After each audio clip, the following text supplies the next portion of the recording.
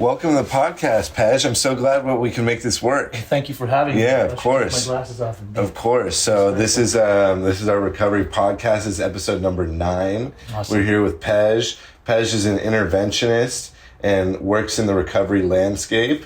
Has been for how many years now? 16. Well, I'm 16 and a half years sober, so I've been working in recovery for about 15 years. Okay. Like on the front lines. But I was also volunteering from the very beginning when I first got sober in the same place I got sober at. Nice. Where'd you get sober? It was a place at the time called New Life Treatment Center that was down in Orange County, not the New Life that's up here in LA. Okay. But they were a Persian recovery center. Okay. Yeah. Okay. Yeah. It was that doctor that just passed away. No, that was Dr. Shamsian. I ended Dr. up Shamsian. actually with him. I opened some places up here in LA years later. Okay. But that was a guy named Siamak Afshar and they both passed away last year. Okay. Oh, wow. Wow. God rest their souls. God rest their souls. They taught me a lot. They did a lot of work for the recovery. A lot. Yep. A lot of addicts helped them get sober. I know my friend Sina got sober through one of the sober livings. Reza was there. Reza was there. Yeah. He helped a lot of people. I know when Dr. Shamsian, his passing, the whole entire Persian community felt that. Yeah. Same with Siamak. Because they both helped a lot of people, and they helped each other to get sober. Gotcha. Siamak visited Shamsian when he was in detox. Yeah. Many years ago. Oh, wow. Yeah. Sounds like the Persian Dr. Bob and kind of like that, in a sense. Yeah, that's a good way of looking at it. Yeah. So you've been sober 16 years. How long have you been working in the recovery field? When I first got sober, I was encouraged strongly to go to school to work in the recovery field. So pretty immediate, like as I was going to school, I was volunteering, but then I started working probably like 3 or 4 years into my recovery in adolescent treatment. And then it went to adult treatment, and pretty much I worked in treatment ever since then in some capacity, whether by the time I became a counselor. I worked as a tech. I mean, most people that get sober, they get their feet wet. They work as a tech, behavioral technician. And then afterwards, I kind of just worked my way up the ladder, and I did case management, and that was good, and that had its period. Group facilitation, all that stuff, But I did everything in treatment. I worked in every position in treatment except for like a therapist. I was never a therapist, but program manager, program director, admissions counselor, and then marketing, like helping people get into treatment. They call it business development. I call it treatment specialist, right? Whatever you want to call it. Helping people get into the right facilities. But then I went into the intervention field about a decade ago. Okay, so you've been doing interventions professionally, trained. Yeah. How have you seen over the past 16 years? How the recovery landscape is completely different. How have you seen? What's the most noticeable thing that you've seen that's from when you started to now? Well, do you mean the recovery that's happening within the individuals, or the way the industry is? The way the industry is. Well, let's answer both. I mean, individuals get sober. In my time of working in treatment, people go to treatment for many different reasons as individuals. A lot of them are forced by their families. A lot of them are getting in trouble with the law. Some of them have, certain various reasons that they go to treatment. So I don't think much has changed when it comes to readiness or to pre-contemplation that turns into actual motivation to want to stay sober. Everybody has their own reason, and I think everybody in their own time finds their time when they really want to be in recovery. So that landscape has been pretty neutral through and through. And then also depending on the type of centers they go to, because some centers are no nonsense, and some centers they're not just trying to milk your insurance or get your parents' money. If they don't think that you're a good fit and you're not really there for the right reasons, they will gracefully ask you to leave, and they'll find you some other place to go because you're not really doing what the center's doing. I'm into those type of places. Places that really are invested in your true recovery, long-term recovery, getting recovery under your belt, making it the most important thing, whether it be structured sober livings or a good treatment center that does good old back to basics type of treatment. As far as the industry goes, it's been interesting. I mean, when I first was working in treatment back then, I don't recall insurance paying for treatment. I do recall people putting up their houses to be able to put their kids through treatment. Yeah.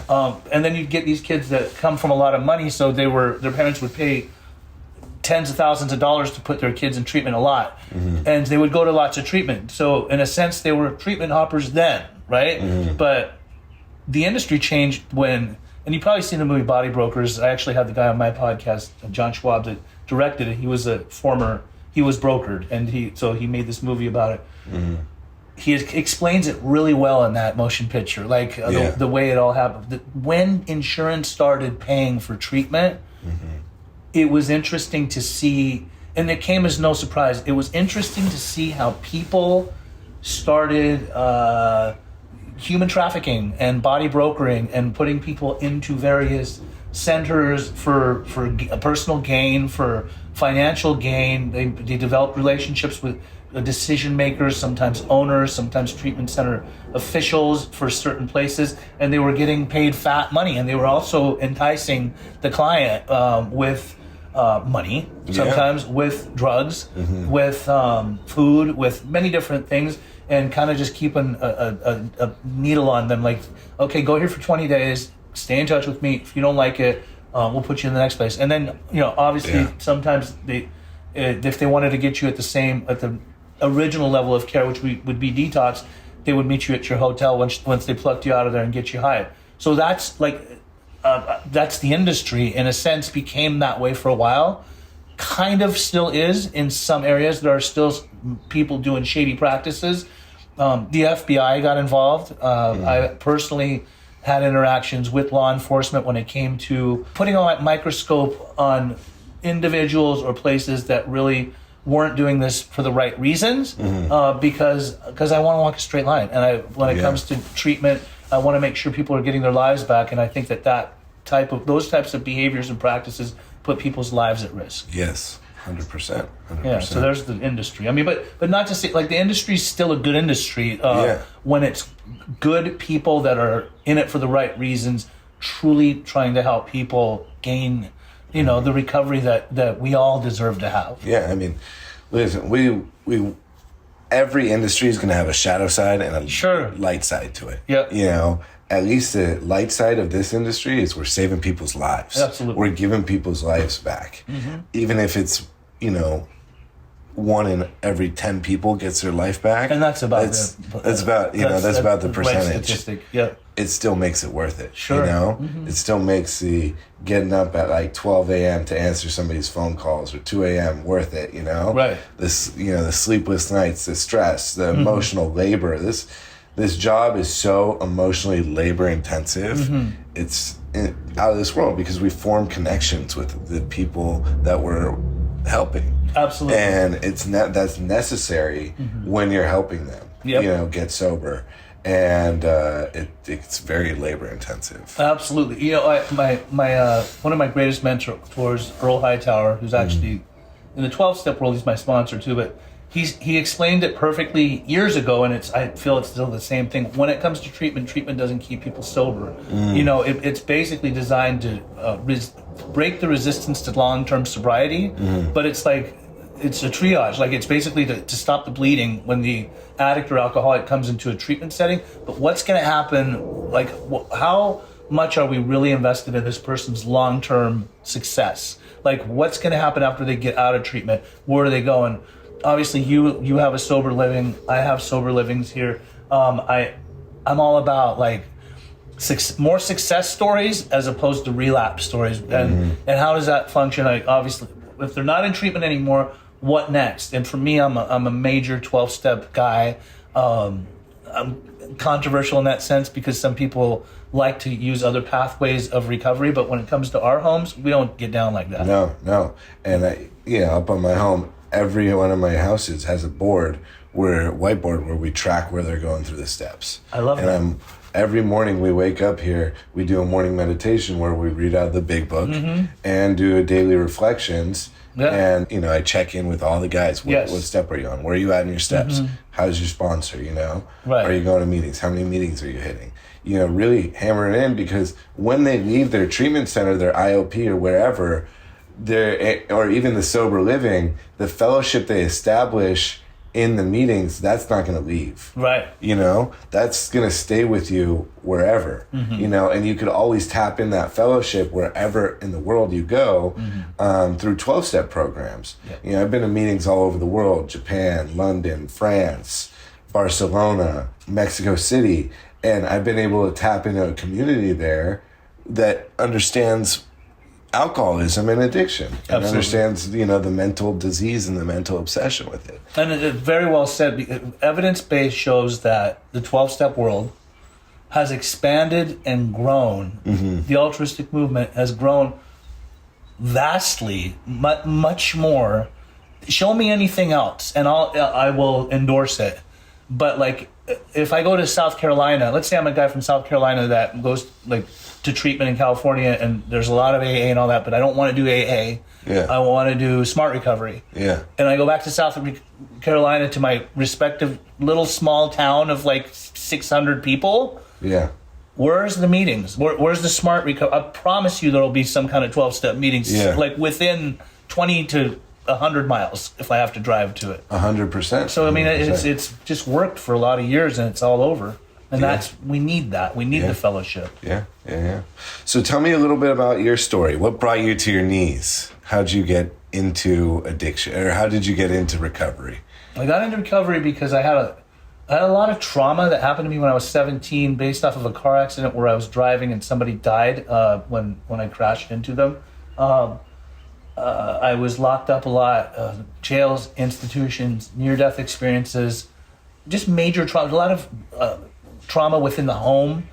My addiction started from a very young age. 12 was experimental phase, everything from huffing gas to smoking weed to drinking, but like I got into every type of drug you could do under the sun. So because of the car accident and the guilt and the shame and remorse and anguish that I carried, I pretty much masked my trauma with drugs and alcohol use up until the age of 35. And I've been introduced to the 12-step world at 17, at 30.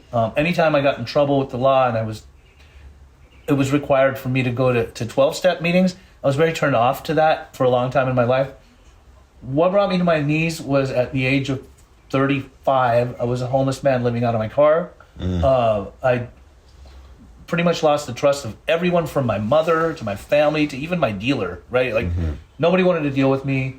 There was a series of events that happened where I had these little aha moments and I thought, maybe I need to change my life. Because all along, I always knew that I'm not living my best life, right? So by the time I was 35, I did what every so-called gangster does when they run out of options. I called my mommy. And at the time, my mom was I would say she was a brown belt in Al-Anon. I knew she started going to Al-Anon, but she talked to me a certain way that day on the phone, which was much different than the typical Persian mom that I was used to would talk to me. And she wasn't like nurturing me or co-signing my bullshit or enabling me anymore, even with her words.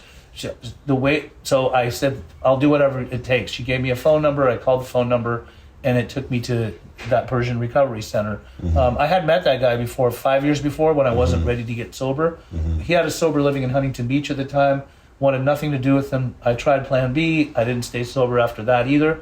This time, even walking into his house, I had reservations. I had old ideas, but something clicked. Like within a couple of weeks at his house. You know, he said some things and did some things, and he knew my truth, and I hated that he knew my truth, and he knew that I knew he knew my truth, right? But he was just a straight shooter that could read between the lines, and he called it as he saw it. He didn't care if he hurt my feelings, and I needed a man like that. Yeah. To really show me like my reality. Good, nice. Yeah. And this was down in South Beach? Orange County. Orange County, yeah. Okay, gotcha. Yeah, that's amazing that your mom was able to hold her ground and not be subject to your manipulation. Yeah, I'm sure she was subject to that manipulation for years and years and years. She was, yeah. You know, because it's so hard as a mother or a father or a loved one to sit idly by and watch your son or loved one fall deeper and deeper into addiction and fall into that homelessness. Absolutely. You know, and that even being car homeless is not an easy lifestyle. No, it's not. You know, what kind of drugs were you using? throughout my young adolescent phase, I mean, the weed and the alcohol were essential. Like, that's what most kids start with. That's what I started with during that time. I got into hallucinogens more like 16, 17. I liked mushrooms. I liked LSD. I got into coke at 16 because I had a Persian friend that his dad worked in the hotel industry and he worked late hours. So we found cocaine under his bed in a jar, like a jar full of coke. Yeah. We started snorting lines at that young of an age, and within 2 weeks we were rocking it up and freebasing coke. So coke had its period for me, like between like 16 to 18, coke was a thing. Like, especially being Persian, like a lot of Persians, they want to be all glamorous and glitzy and go to the club, and cocaine and alcohol just went hand in hand. Oh, yeah. I tried meth at a very young age. I didn't like it. I thought this is too much. And then I got into opiates throughout my 20s. And the opiates would be things like heroin, and then straight up opium. Like Persian opium from the old country. Highly addictive. Like what they were smoking in China back in like the 1800s? Like that kind of like opium dens. Where do you even find that stuff? Well, the Persians were always able to smuggle it, and they still do, into this country. Sometimes when they're exporting and importing Persian rugs, they roll it up in there, and lots of it. Anyway, so we got that, and I had this opium stint for like 6 months. Okay. But really what my major addiction, the direction it went into, happened was meth. I got into meth when I was like 18 to 22. I got into it. I got out of it. I got into other drugs. This was the 90s. Raves were huge. They were totally taking off. I was throwing raves. I was slinging dope in raves. Ecstasy was a thing. I was more of an upper guy. As I mentioned, the opiate period of my life, I did that whole downer thing, but I was more of a guy that liked the stimulants, like the cocaine, like the ecstasy, like the meth. The meth was not, after I stopped for a while, at the age of 22, 23, I said I was anti-meth. I'll do any other drug, but I won't do meth. People would come to my house and we'd all do drugs, and somebody pull out meth, I'd say, you gotta go, right? Like, I became that way with meth. But then about 25, I had an opportunity to take ice, which is the highest most potent form of meth, out to Hawaii and export it and make lots of money, right? So, as a drug dealer already, this was a great opportunity. And I remember taking it out there, not doing it, looking at it, thinking it looks a lot more pretty than the old school amphetamines, like the biker dope that we used to see. And then within about a few months, and this girlfriend, and she was getting into it, I started doing it like 25, 26, and that became my everything. Wow. Meth controlled my entire life from that period of time until the day I got sober, which would be 35, 36, almost 36 years old. Meth was my demise. That shit brought me to my knees. I mean, it was your higher power. It was my higher. I would do anything for meth. Anything. Yeah. And I did. Yeah. It's crazy. I'm honestly surprised that you have all your mental faculties still here. I am too. Because I see a lot of people get shot out. I've come across a lot of guys who come into my sober living. I never got into amphetamines or touched it. I always had ADHD. So I've been prescribed like Adderall and Ritalin and Vyvanse and Concerta my entire life. So it never did anything for me. I was never I was more of an opiate downer guy. Xanax, opiates, all that stuff. Put me, whatever could get me slumped over as quickly as possible was the best thing for me. But I've seen a lot of guys who came into my sober living who were strung out on meth. And I think something's just broken them. It happens. I never experienced psychosis myself. However, I did have friends that I was doing meth with. They were doing the same amount as me, and I would watch them in psychosis and think, the things they would say, I would be like, this is nonsensical. I don't know. Why would you say that? The FBI's not watching you because we're not breaking federal laws. Right. But now that I work in the field, it's more common than ever. With meth, it's like, especially some of the stuff they put in the meth, the P2P and things like that. It's like, Psychosis is a lot more intensified these days in the people that use that particular substance. Yeah, of course. And I hear that a lot of psychosis doesn't even come from the drug itself, but comes from the fact that you're not sleeping for days. Sleep deprivation, malnourishment, dehydration, it'll mess with your brain. It messes with your brain. That stuff is so dangerous. Yeah. It's I mean, I've seen people who will never be the same again. Never. Ever. And it's so sad. It's really so sad. I mean, but one good thing is and I tell this often to people. A lot of parents call me and say, "So do you think they're ever going to be the same?" I tell them there's stages of psychosis. Yeah. There's certain people that will get psychosis only when they use meth. Some people will do it and quit meth, and it lingers for days sometimes for weeks, sometimes for months. It's a smaller population of people. I mean, some that need to be medicated, obviously, that will never be the same. Yeah. But a lot of people can normalize. We are resilient. Yeah, we're resilient. Definitely there's a lot of people that normalize. I've seen seen it happen many times as well. Mm-hmm. But it's interesting that you brought up that the root of your addiction was trauma. You know, if you listen and read Dr. Gabor Mate's work in literature, he says the center of addiction is trauma. It is. Are those traumatic events that we go through in adolescence? A lot of AAs won't follow that. No, they'll say don't even say trauma in our. But it's true. Even Bill and Bob had trauma. If you really do your research, both of them had some trauma. Trauma is definitely the stem of a lot of the stuff that we numb out. I mean, it definitely. I think trauma is what shapes us as individuals. Mm-hmm. You know, when we're adolescents, it leads to these defense mechanisms that we in AA call character defects. Sure.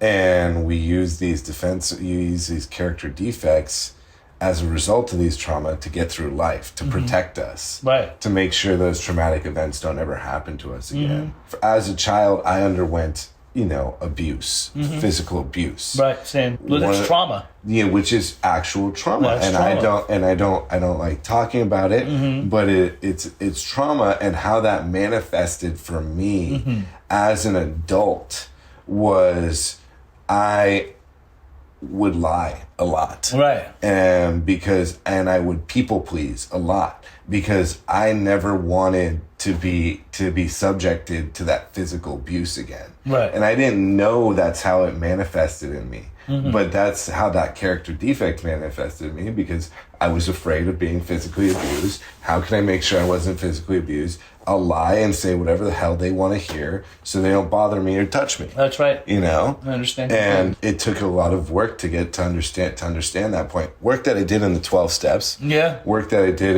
under that microscope with a sponsor. It led to a lot of changes in my life where my communication style now is much more direct.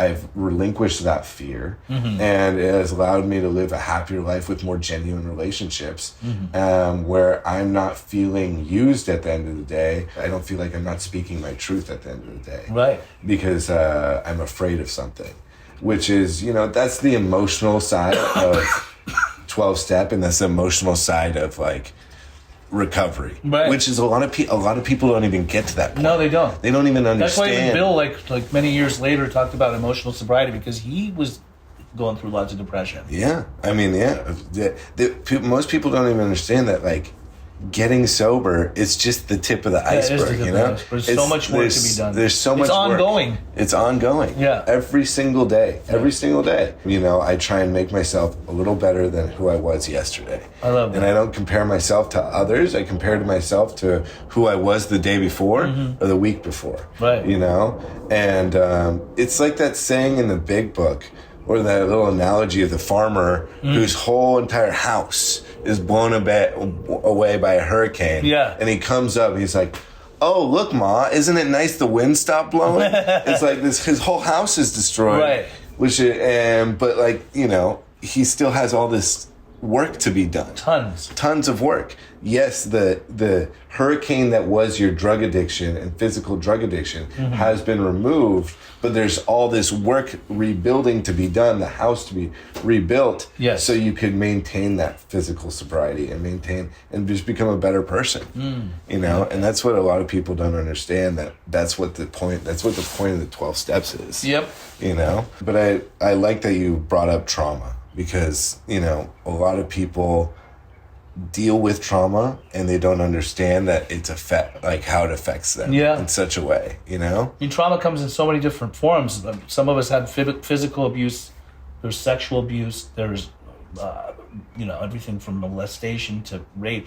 But if you're in the recovery world and you stick around for a while, even in the 12-step world, like, you will come across people that have a different story than you sometimes. But I mean, my jaw dropped the first time I listened to a 5th step and someone told me, like, my uncle used to touch me in those places. And I went, whoa, like, I don't even, how do you have your, how's this, where do you have a part in that, right? But it's trauma. And like, when you carry that stuff around, some people have trauma in other different ways, like PTSD that's self-inflicted, like where you, inadequacies, low self-esteem could be a trauma because in your own head you have these just these ideas of yourself, like, nobody likes me because I'm not enough, and things like that could create your own personal traumas within, and an excuse to go and use and drink over it. Yeah.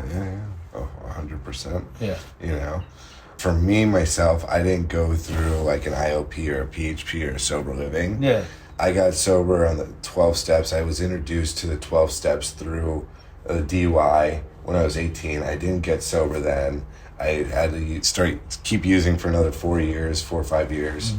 And but when I finally was ready to come into the 12-step program, I had my ex-girlfriend's father. He introduced me to the 12 steps in the rooms of AA. And he was 23 years sober off of heroin. And he was also a Persian guy. Right. Nice. Shout out Amir.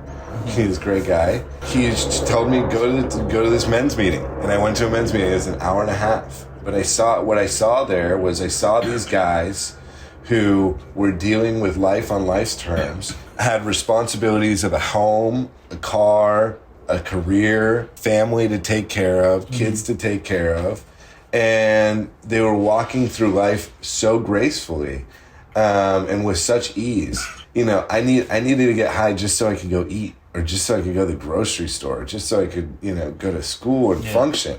So I went to these AA meetings, and I just, something clicked for me. Like, I was finally ready. I was given that gift of desperation, right? Right. And that gift of desperation is often analogized as hitting a rock bottom, and that's how we usually talk about it.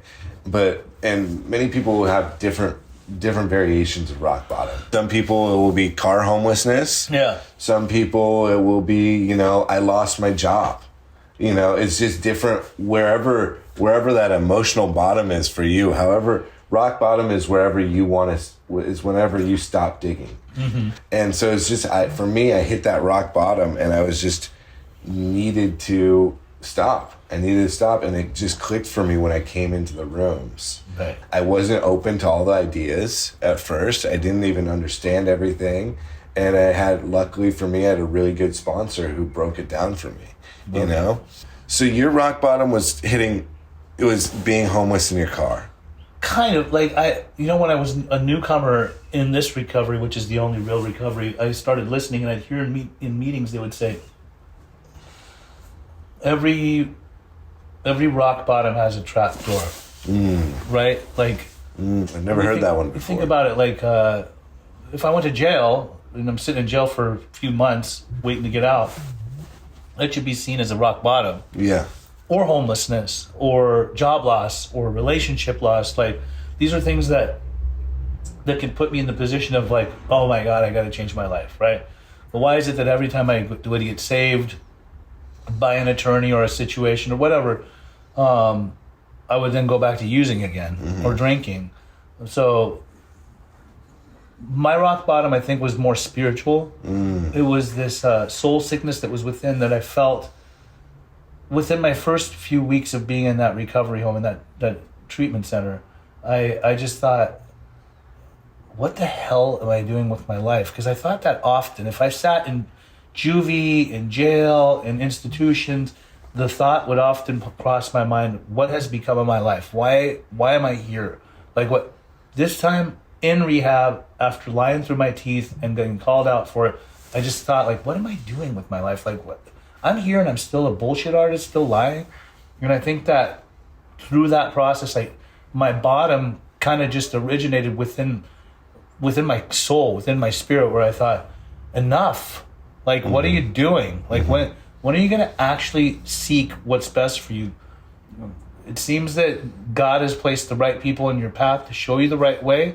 Let them get you out of this so you never have to experience a bottom again. I hear about a lot of people who have bottoms in recovery. Yeah. 10 years in, that they have suicidal ideation and they hate their lives and they don't even, like, they're not getting drunk or high, but like they contemplate putting a bullet in their head every day. I've never had that kind of recovery. Yeah. Like, I don't have bottoms in recovery. I have learning experiences, tumultuous relationships where I could view the person as like, this person sucks. She makes my head spin, but I'm not going to go use over her, right? And plus, I want to learn from her, and she could be one of my greatest teachers. So I think that rock bottom is definitely different for everybody, but all of my rock bottoms that could be interpreted as rock bottoms had trap doors. Yeah, and that's, just because we get sober, and I'll say this time again, does not mean our life gets easier. Right. If anything, it gets a little harder because now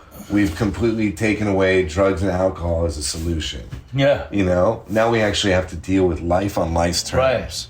And we have to actually do the work. We have to feel the emotions, and we have to work through those emotions so we come out with a learning experience. Always. And we come out better on the other side. Yes. And we become better people. We're constantly either growing or we're just staying the same. And I'd like to grow. Right. And I always say, you're either growing towards God or you're growing away from God. Absolutely. And for me, I'm always growing towards God. I always try and say that. That's the key to this whole thing. It's key. There's maybe some people there's a lot of people that are hung up on the whole God idea, or do they really believe it? It's one thing to believe in God, it's another to trust. Yeah. And if God's in charge, for me, a guy that was a former atheist agnostic, if I crossed over that invisible God line, and I love God, like that, my life is good because I let God run the show and I listen for the answers. What do you think helped you cross that line from atheist to believer? What do you think helped? What was the thought that helped you be like, okay, I'm going to have faith. I'm going to have trust. I'm going to bring God into my life?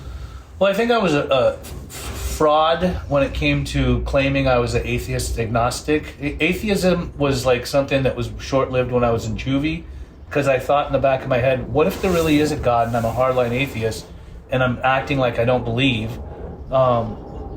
God put a fucking devil worshiper in my cell in the psych portion of this juvenile detention facility, and the guy was doing seances to the devil with these he would like go through Christian magazines and grab these crosses and put them upside down around our room and like do seances to the devil. I'm like, what the hell is this? So I immediately grasped onto the term agnostic because AA would bring a panel to us and read out of We Agnostics. That's the way I remember it, right? And it was better to be unsure than sure.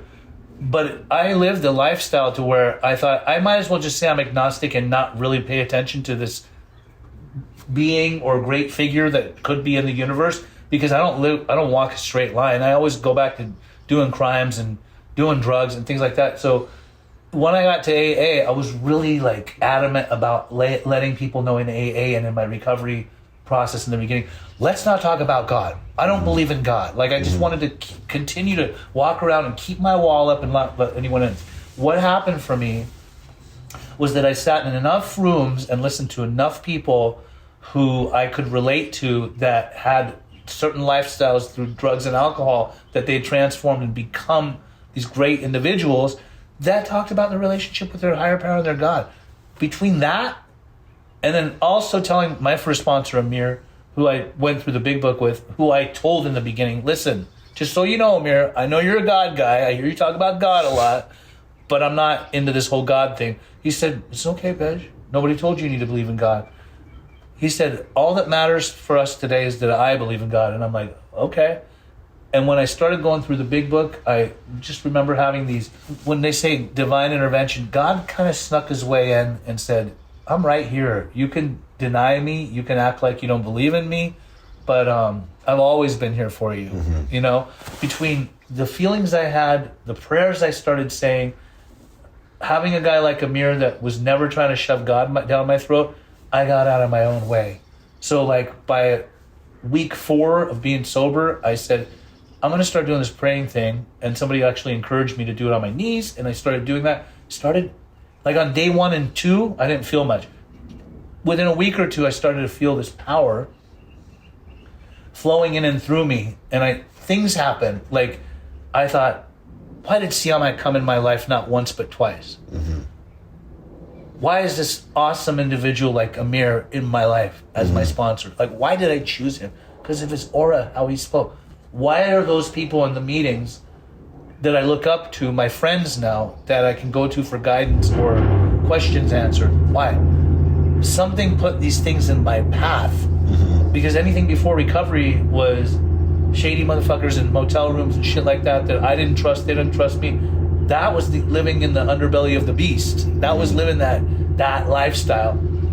And God brought me to this. And something brought me to this. So I might as well, I could hide behind the words HP and higher power and all that. Man, it's straight up God. Yeah. So it just became, when we talk about developing a relationship with a higher power or a loving God, Yeah. only a loving God would put these loving people in my path that too were messed up at one point, that have transformed and changed, to try to help me come into my own transformation and change. There's no way I could deny God. Evidence of God is everywhere. Oh yeah. You know, and now the longer I'm sober and the more my belief and trust strengthens, I mean, come on, man, like, let's be real. Did I create all this? Did I like, I look at my animals and the way they look at me, or I have friends that like have a problem with God, but they have kids. I'm like, go look into your child's eyes. You may have created him by doing a little bit of this and putting sperm, but like, you didn't create that thing. Yeah. Like, something made that thing, that little creature, a piece of you that loves you. Talk about it, unconditional love. Yeah. Because I don't really like the words unconditional love. Like, when it comes to God is universal. But like, that little kid loves you, man. Yeah. Like that, if you don't see God within that kid's eyes, I don't know what to say. Yeah. Of course. Yeah. That's so important for recovery, having that relationship with a power greater than yourself, which we choose to call God. And so many people, because we call it God, they shy away from it. You know? Sure. They shy away from it. They're like, they associate it with religion, or they associate it, you know, they probably have some form of trauma associated with religion. And that you read my mind. Keeps them away from it. A lot of people are turned off to the God thing because perhaps they were in some church or some priest molested, touched, whatever. For whatever reason, a lot of people are turned off to the whole God idea because of trauma. They've been traumatized in some way, shape, or form. A lot of them. Not saying all of them. There's a lot of people who are anti-God. Because I was one of them, I'll say this. I was awfully arrogant to go and try to broadcast myself as something that's more powerful based off of what I think through my synthetic intellectual knowledge. Because I read a lot. I read a lot of books, so now I think I'm better. Like, come on, man. Like, where did I really come from, right? Like, there's no way that I can deny God. Yeah, there's no way. I mean, if you just look around us, like you said, if you look at your kid's eyes, you know, God is everywhere. God is everything, or God is nothing. Absolutely. We have to believe that. For me, what really clicked was I never had any reason not to believe in God, but I was raised pretty much with like scientific background, very logical. Everything in my family was super logical. Yeah.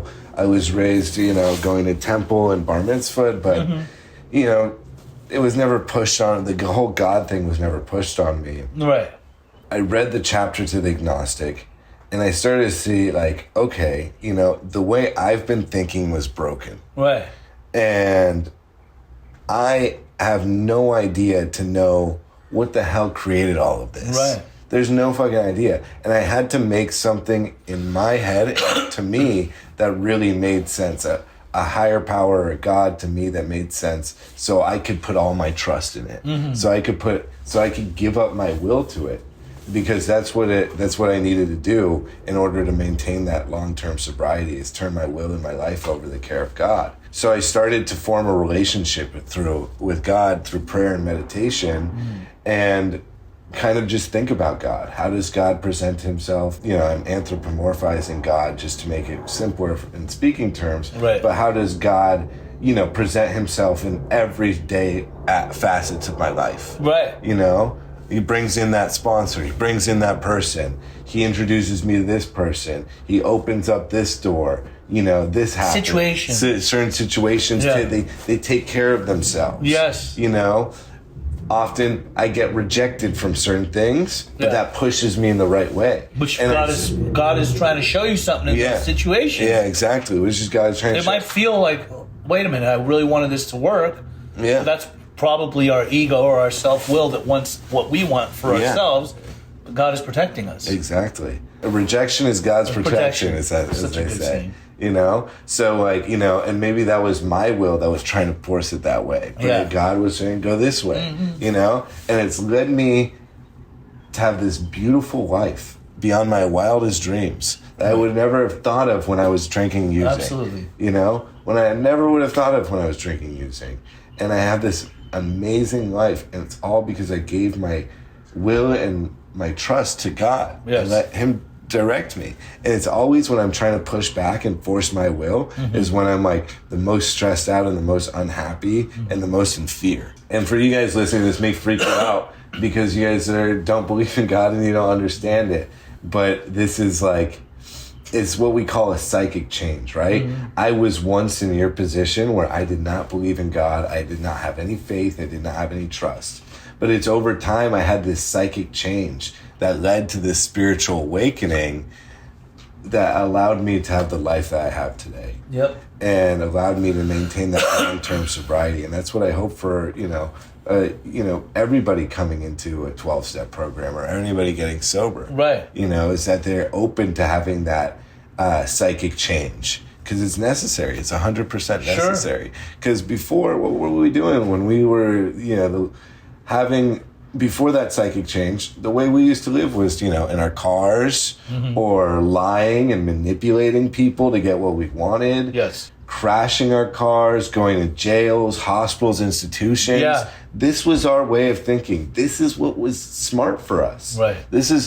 But for, you know, at some point you have to realize that way of thinking is broken. Absolutely. And you have to replace it with a newer way of thinking. You know? Just like you upgrade, you know, you guys aren't using an iPhone 5 anymore. You guys have upgraded to an iPhone 15 or 14. Right. Why not upgrade the way you guys think?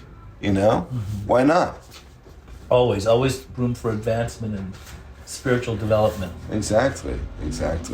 Well, I think that's all the time we have today. Wonderful. It's can you plug your sober livings and your TikTok? I know you're big on TikTok and social media. Can you plug that for our viewers? Sure. So I have a sober living. It's a men's house called the Essence Recovery Home. Also, I have a women's house called Limitless Journey.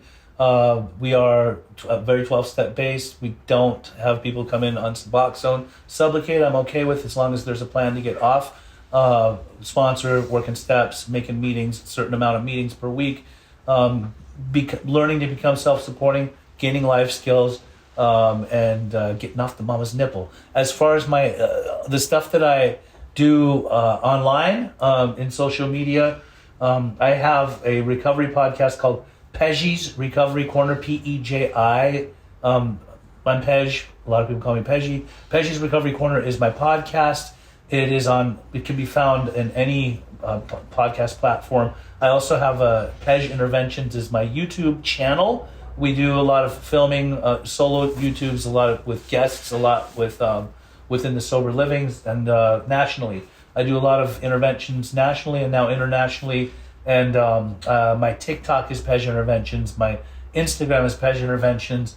My Facebook page is Pej's Recovery Corner. And then my YouTube is also Pej Interventions. That's how you can find me. I'm all about interventions, sober coaching, life coaching. I do a lot of that too. Family coaching, families that have loved ones that are struggling and they're at their wits' end. They don't know how to help them. You can find me on any of those platforms, and my number's always displayed. And I'd love to be able to help anybody anytime. What an honor and a privilege to come on to your show today. Thank you so much. And we will be dropping all of those links and handles in the bio so you guys could help find his platform easier. And if you guys are ever struggling with addiction or have a family or a loved one struggling with addiction, feel free to reach out to any of us. And if we can't help you, we'll steer you in the right direction. So please don't ever hesitate to just reach out. It all just starts with a phone call. That's how it started with me, and that's how it started with him. Yep. So please don't hesitate to reach out. Thank you. Thank you.